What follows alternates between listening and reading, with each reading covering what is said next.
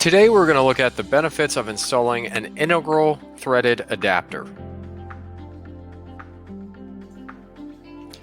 Number 1, the output of the load cell is more repeatable. When we do not install the integral thread adapter as shown here, the load cell output can vary depending on the engagement of the adapter.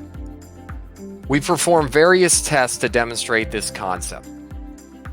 If we install the threaded adapter, the load cell repeats. If we do not and we vary the thread depth, this example shows what happens. There's an error, maximum error of 0.044%.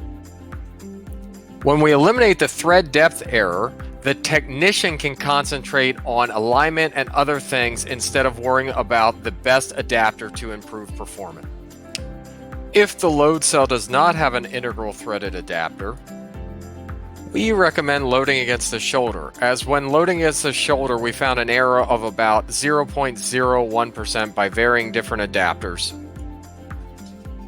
If we did not shoulder load, that error increased by a magnitude of over 5x.